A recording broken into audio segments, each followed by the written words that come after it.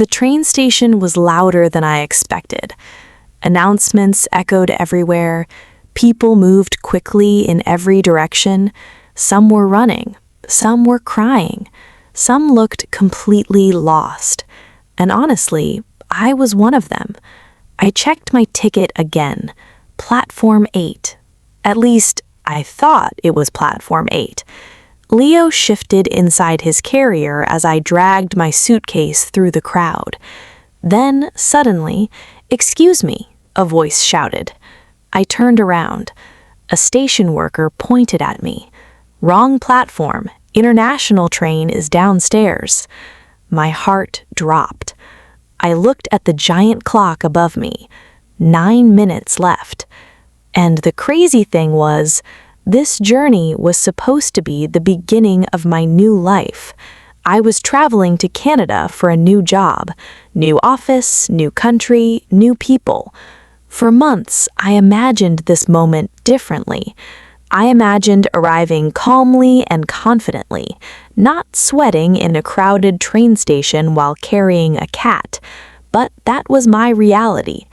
I grabbed my suitcase and started running. The wheels bounced loudly across the floor. Leo meowed for the first time that day. Not scared, more like annoyed.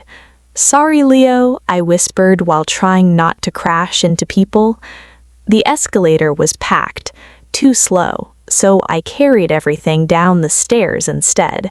Worst decision of my life. Halfway down, my backpack slipped off my shoulder. Then my passport almost fell out. A little boy nearby pointed at it quickly. "Miss, your book." I grabbed it immediately. "Thank you." The boy smiled proudly, like he had just saved the entire journey. And honestly, maybe he did, because without that passport, there would be no new country, no new job, no new beginning. I finally reached the train just before the doors closed. Breathing heavily, I found my seat. Across from me sat an old man wearing a long brown coat. He looked at Leo's carrier, then at me. Then he smiled. "First time traveling far?" I nodded. "How did you know?"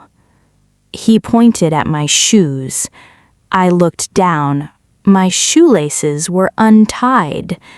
He chuckled softly. "You look nervous." I laughed and quickly tied them.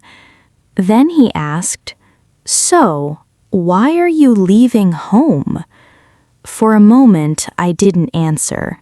Then I looked out the window. "I wanted more opportunities," I said quietly. The old man nodded slowly.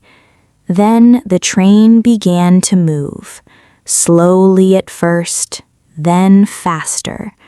And just like that, I watched my city slowly disappear outside the window. Hours later, heavy rain began crashing against the train windows.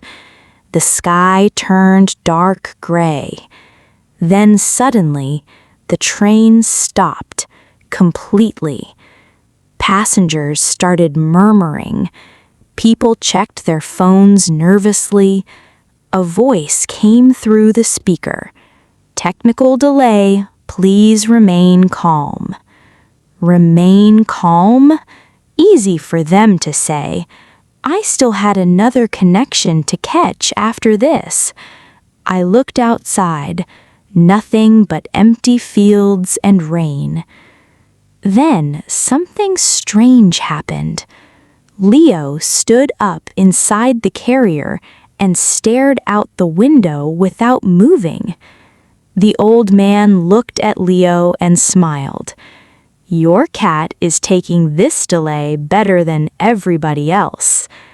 I smiled nervously, but honestly, the whole train suddenly became quiet, and sitting there in the middle of nowhere, I suddenly wondered if leaving home was really worth it.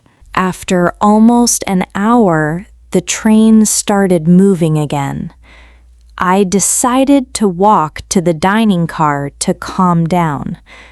The moment I stood up, I knew this was a mistake. The train shook so hard while moving that I nearly spilled hot tea on myself. A woman sitting nearby laughed. "Let me guess. First long train trip?" "Is it that obvious?" I asked.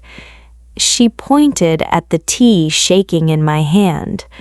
"You're holding that cup like it's an explosive." Even I had to laugh. Then she looked at Leo's carrier beside my chair. "That cat is calmer than everybody here." I looked at Leo. He was peacefully sleeping. Meanwhile, I was stressed, sweating, and holding noodles I couldn't even eat properly. At that point, my cat was handling the trip better than I was. Late at night, the train finally reached the border checkpoint. Officers entered the train checking passports. Everything suddenly became serious. One officer stopped beside me. "Purpose of travel?" "Moving abroad for work," I answered. He nodded slowly. Then he looked at Leo. "And him?" I smiled a little. "He's starting a new life too." For the first time all day, the officer laughed, and somehow that tiny moment made me relax, because until then, the journey felt scary, but now it finally felt real. When we finally arrived the next morning, the city looked completely different from home. Different language, different buildings, different air. I stepped out of the train station slowly, exhausted. People rushed past me, carrying coffee, bags, umbrellas. Everything moved fast. But Leo? Completely calm. I opened the carrier slightly. He looked around carefully.